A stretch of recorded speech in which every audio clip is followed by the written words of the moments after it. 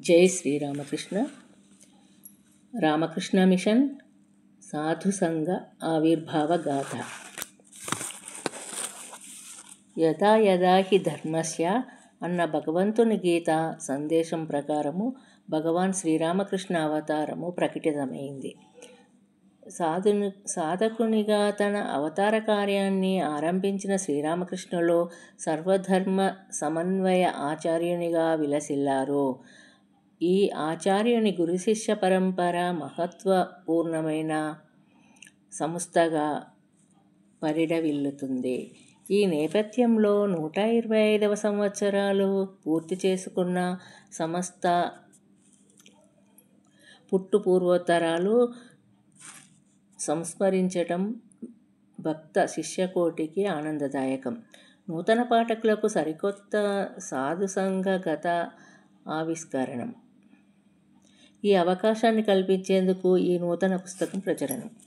మే 1, 2022 నాటికి రామకృష్ణ మిషన్ స్థాపించి 125 సంవత్సరాలు పూర్తయిన సందర్భంగా 1914 నుండి చెన్నైలోని రామకృష్ణ మఠం ద్వారా ప్రచురించబడుతున్న ఆంగ్ల మాసపత్రిక వేదాంత కేసరి మే 2022 సంచికలో ఈ మిషన్ కథ ఎలా ప్రారంభించబడిందో వివరించబడింది. ఈ కథ రామకృష్ణ ఉద్యమం యొక్క ప్రామాణికమైన మూలాల నుండి సంకలనం చేయబడింది.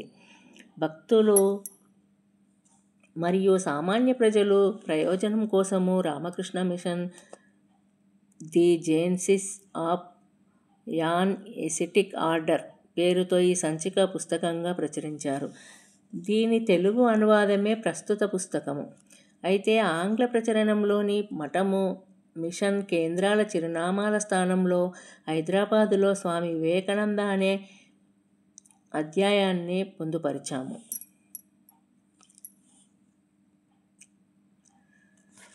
1893 ఫిబ్రవరి నెలలో స్వామి వివేకానందుని హైదరాబాద్ సందర్శన వివరాలను ఈ అధ్యాయము తెలియజేస్తుంది.